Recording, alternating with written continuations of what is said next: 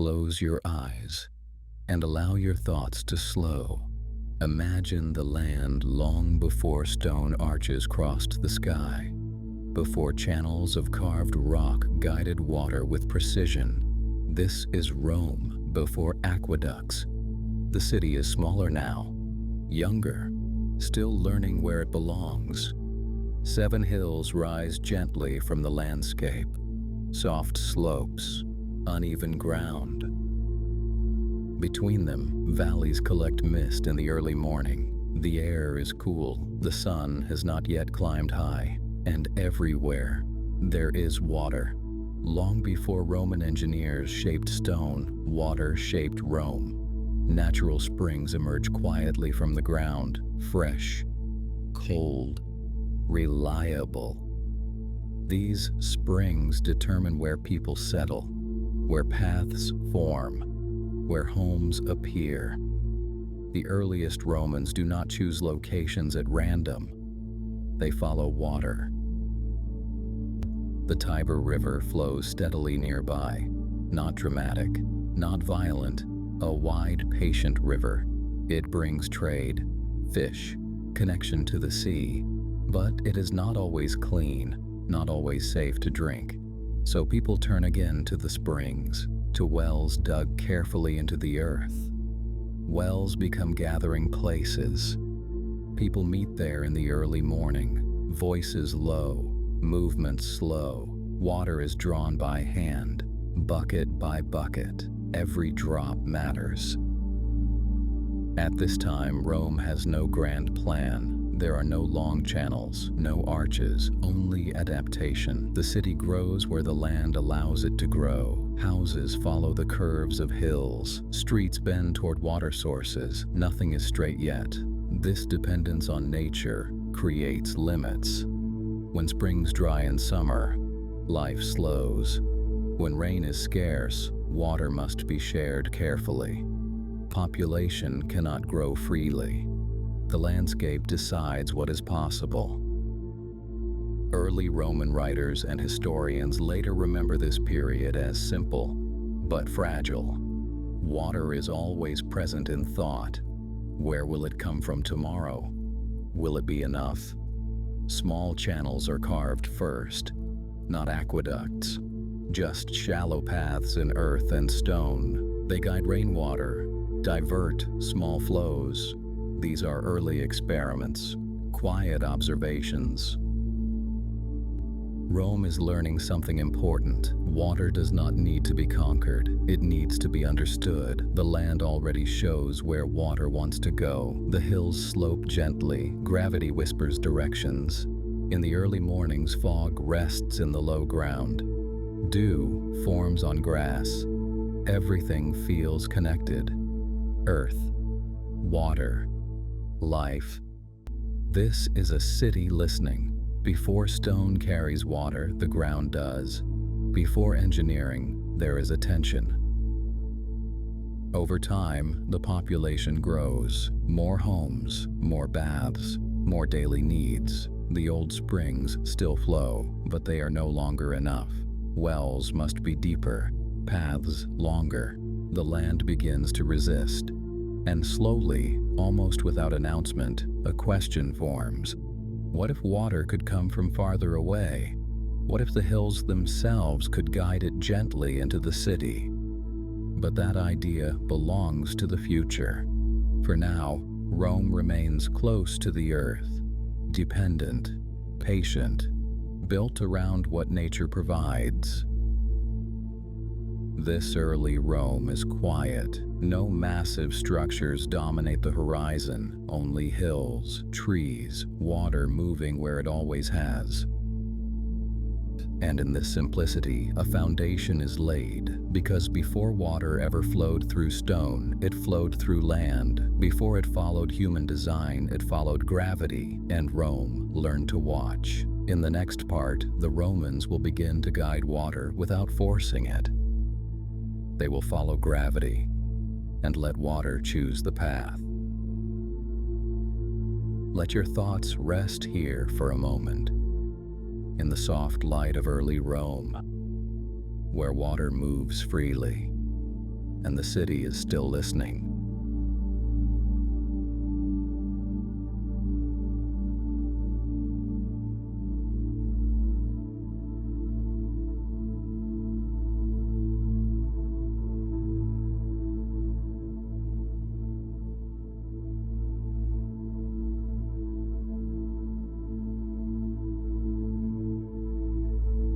Close your eyes again and imagine water beginning to move, not rushing, not pushed, just moving, because it can. As Rome grows, the need for water grows with it. More homes, more baths, more fountains. The old springs are still there, but they are no longer enough. So the Romans look outward, not upward, not inward, outward, to distant hills where water still flows freely. Here is where something remarkable happens. The Romans do not ask, "How can we force water into the city?" They ask something much quieter. "How does water already want to move?" They notice the land, gentle slopes, long valleys. They notice that water prefers to travel downhill, always. No effort required, no command needed.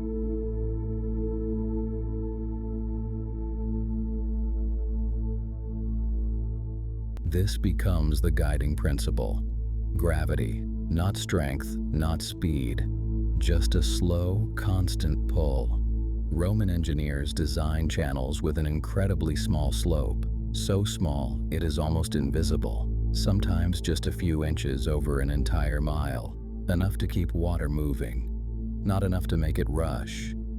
If the slope is too steep, the water damages the stone. If it is too flat, the water stops. So they measure carefully, patiently, with tools that look simple but require deep understanding. The water flows on its own, day and night. No animals turning wheels, no people pushing pumps, just gravity doing quiet work. This is why Roman aqueducts are so peaceful. There is no noise, no engine, only the sound of water sliding gently along stone, a steady murmur, almost like breathing. But pumps break. They require effort. They require constant attention. Gravity does not. So the Romans avoid force.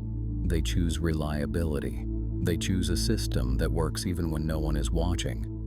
The aqueducts stretch across the landscape, sometimes underground, sometimes across valleys, always following the same rule, never fighting the land. If a hill stands in the way, they go around it. If a valley opens below, they cross it gently. They do not straighten nature, they trace it. In the evening, as the sun lowers, the water continues to move, unaware of time, unconcerned with effort. Shadows stretch across the stone. The flow remains steady. The Romans are not trying to dominate water. They are cooperating with it, letting gravity do what it has always done. This is why the system lasts, why some aqueducts function for centuries, sometimes even today, because nothing is being forced. The Romans learn a lesson here. The most powerful systems do not struggle, they align. Water flows best when it is allowed to be water. Structures last longest when they respect the land. And as the city rests at night, water continues its journey. Silent, steady, moving not because it must, but because it naturally can. In the next part, stone and arches will rise, not to overpower gravity, but to support it. For now, let your thoughts follow the water, downward, slowly, without effort.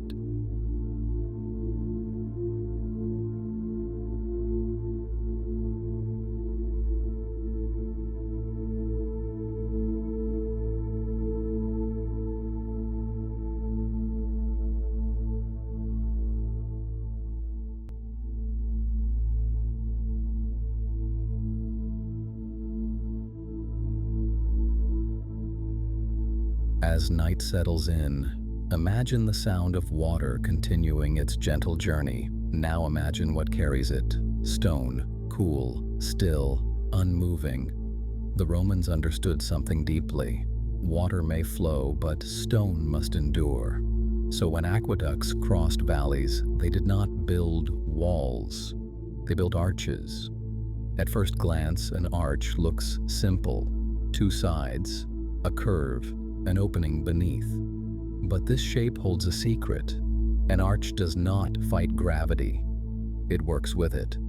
The weight above does not press straight down. It moves outward, then downward, into the ground.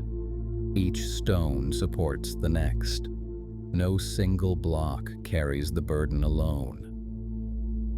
This is quiet strength, not massive, not heavy in one place, balanced. Roman engineers used carefully cut stone, and later, a remarkable material: Roman concrete, a mixture of lime, volcanic ash, and stone. Strong, durable. It hardens slowly, and it lasts. This concrete allows the Romans to shape arches with precision, to build structures that feel light, even when they stretch for miles. At night, these aqueducts feel almost alive. Moonlight touches the stone. Shadows rest beneath the arches. Cool air moves through the open spaces. Nothing feels crowded. Nothing feels forced. Each arch stands because the others stand. Together, they form a rhythm, repeating curves, even spacing. The eye relaxes. This design is not accidental. Flat walls crack under pressure. Solid blocks sink unevenly, but arches adapt. They distribute weight. They respond to the land beneath them. If the ground shifts slightly, the arch absorbs it. If one stone weakens, the pressure moves elsewhere. This is why so many aqueducts remain. Not perfect, but standing. Centuries pass, empires fade, yet these arches remain part of the landscape, sometimes broken, sometimes weathered, still present. Grass grows around them. Birds nest in the stone. The structures become quiet companions to nature. Roman builders did not rush these works. Each stone was placed carefully, measured, adjusted. The curve had to be exact. Too sharp, and it would fail. Too flat, and it would weaken. This patience is still visible. You can feel it even now. Standing beneath an ancient aqueduct, the stone feels calm, unhurried. These structures do not dominate the landscape. They follow it. They cross valleys without filling them. They allow light and air to pass freely. And perhaps this is why they endure. They do not resist forces. They guide them. They accept weight and redirect it gently.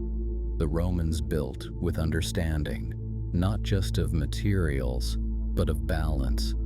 They knew that strength does not come from mass alone. It comes from cooperation, stone with stone, shape with force. As the night deepens, the arches stand quietly, holding water, holding time. In the next part, we will follow that water as it enters daily life, into fountains, baths, moments of rest. For now, let your thoughts rest beneath the arches, in the cool air, in the moonlight, supported, balanced.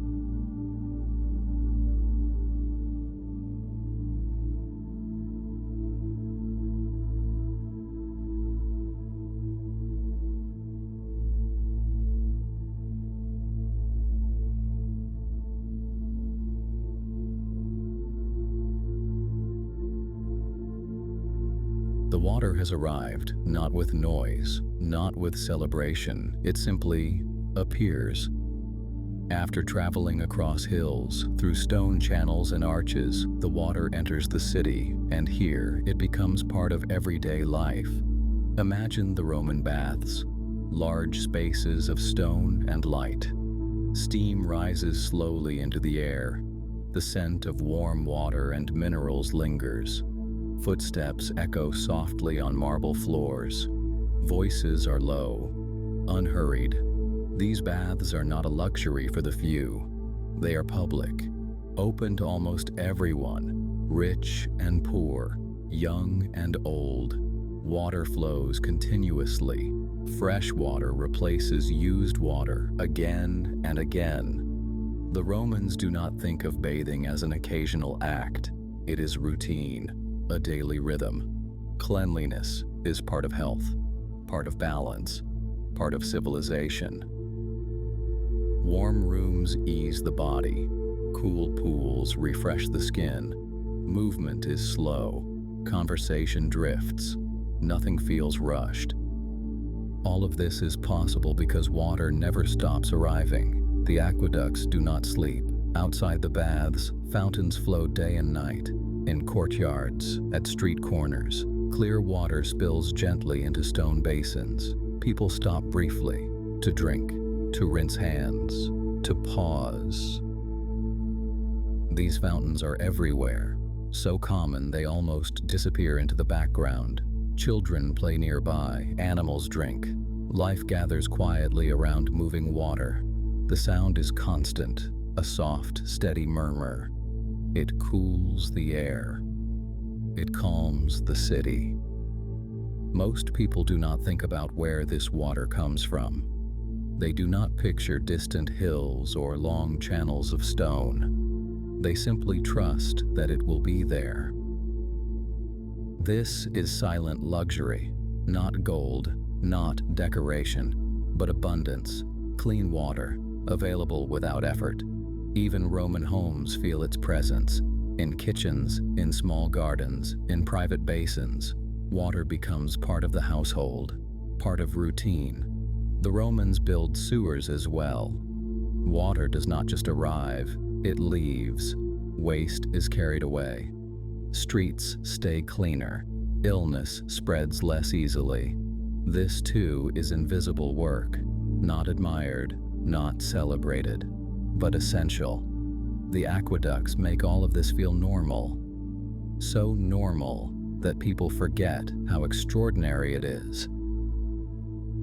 Technology reaches its highest form when it blends into life, when it supports without demanding attention.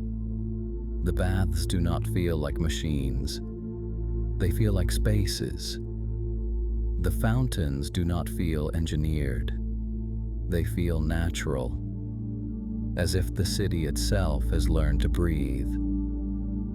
As evening approaches, steam catches the fading light. Reflections shimmer on water surfaces. The city slows. Some people linger in the baths, others pass fountains on their way home. Water continues to flow, unconcerned with time, and beneath it all, the aqueducts continue their work, unseen, unnoticed, doing exactly what they were meant to do. In the next part, we will move away from the crowds, into tunnels, into shadows, to the quiet work that keeps everything flowing. For now, rest in the warmth, in the sound of water, in the calm knowledge that everything is being carried effortlessly.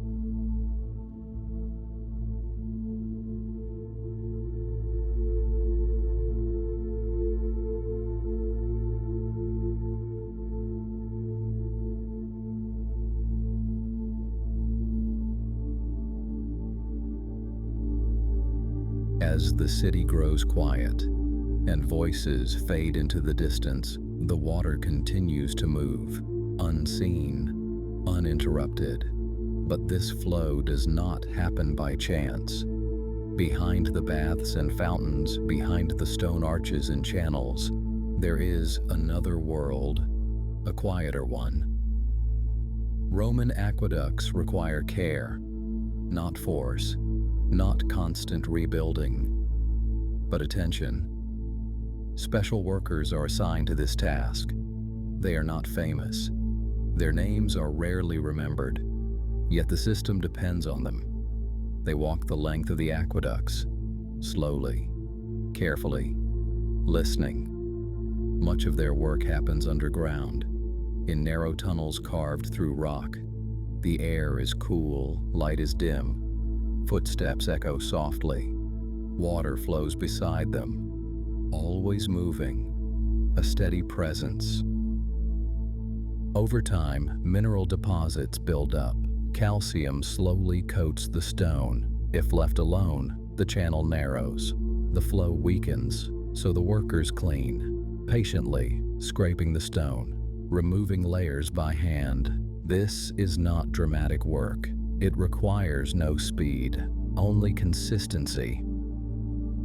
They inspect cracks, small shifts in stone, signs of wear, a change in sound, a change in flow. If something feels wrong, they act early. A small repair now prevents a collapse later. This attention keeps the system alive, not for months, for centuries. The Romans understand something important. A structure does not fail suddenly, it fails slowly, when ignored. So, maintenance becomes routine, not urgent, not reactive, scheduled, expected. These workers know the aqueducts intimately. They recognize the curves, the slopes, the rhythm of water. They can tell by sound if the flow is healthy, by echo if a tunnel has shifted. This relationship is quiet, almost personal. Stone, water, human care. Even at night, the work continues. Lantern light reflects on damp walls. Shadows move slowly. The water never stops. There is no audience here, no applause, only responsibility. Because if this work is neglected, everything else suffers. Baths cool, fountains slow. Life feels the absence immediately. Durability is not just design. It is maintenance. It is patience. It is returning again and again to care for what already exists. This is why so many aqueducts endure, not because they were perfect, but because they were watched. The Romans did not believe that great systems run themselves. They believed in stewardship. As the worker finishes a section, the water continues its journey, clear, steady, unaware of the care it receives. And perhaps that is the greatest success, when a system works so well that no one notices the effort behind it. In the next part, we will step back into the open air, where aqueducts meet moonlight, and engineering becomes part of the landscape itself.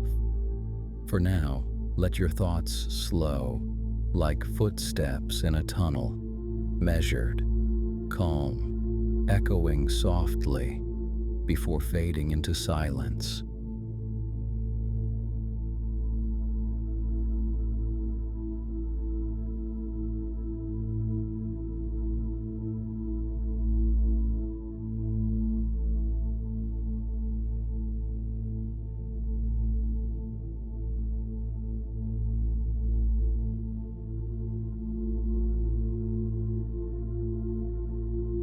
Night settles gently over the land.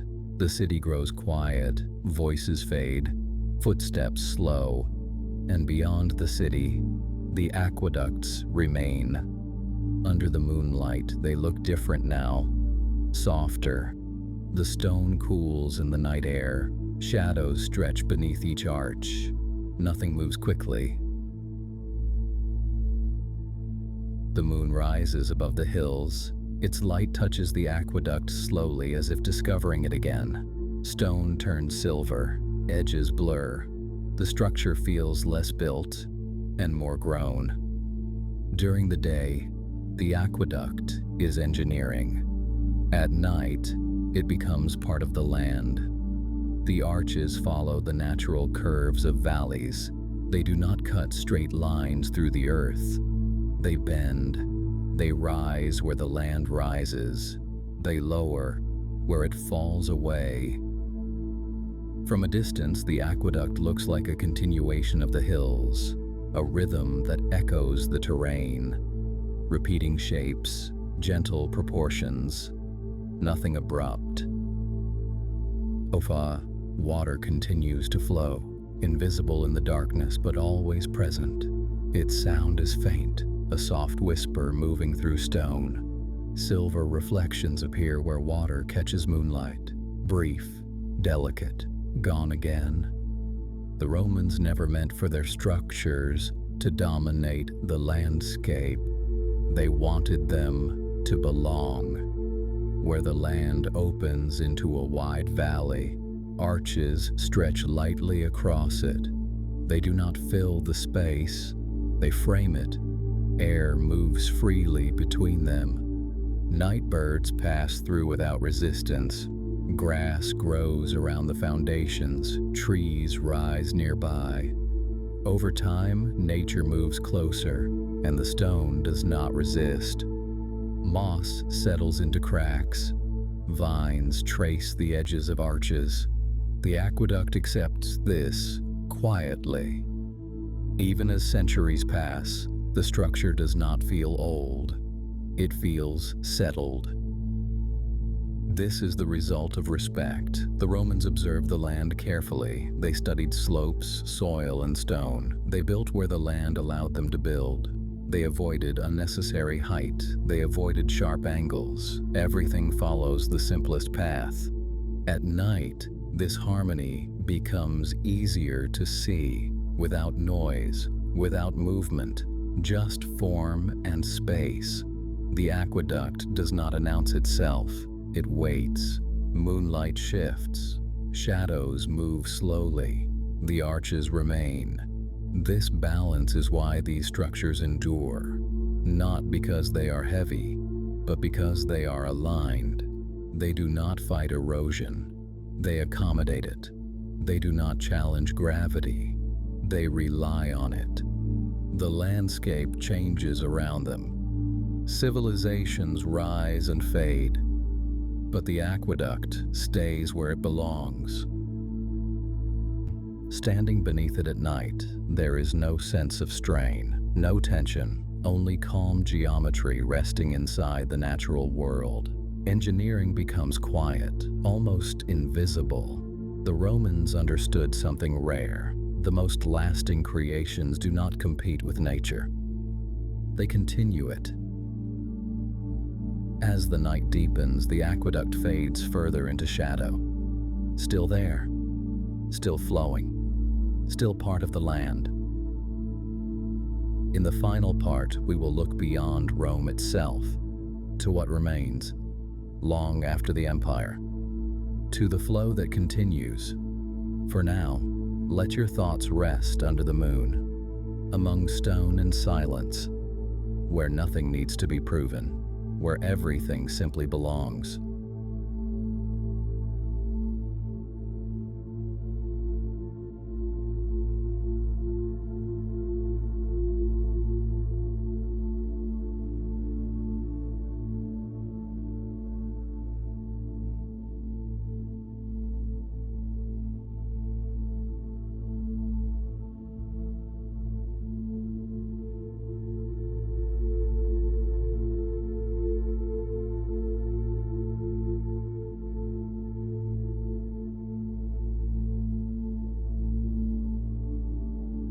The night begins to soften. Darkness slowly gives way to the quiet edge of dawn, and somewhere beyond the city, water is still moving. Rome has changed. The empire fades. Power shifts. Roads empty. Cities quiet. But the aqueducts remain. Some fall into ruin. Stone cracks. Arches collapse. Grass grows where people once walked. And yet, not everything stops. In some places, water still flows, following the same gentle paths set centuries before. Gravity has not forgotten. After Rome, new generations arrive. They do not always know who built these structures. They may not know their names, but they recognize their value. Old channels are reused, old stones repaired, sometimes quietly copied. The idea survives. that water should move gently, that systems should work without force, that durability matters. Centuries later, engineers still study Roman aqueducts, not for decoration, but for understanding. They see the careful slopes, the arches, the patience. They see a system designed to last longer than those who built it. Modern cities grow taller. Technology grows louder. Pumps hum. Motors turn. And still, the Roman lesson remains. Let gravity do the work. Respect the land. Build with care. In some parts of Europe, Roman aqueducts are still part of daily life. Water moves through channels, first imagined thousands of years ago, not hurried, not forced, still flowing. Time continues. Empires come and go. Names fade, but water remains familiar. It finds the same low places. It follows the same slopes. It moves as it always has.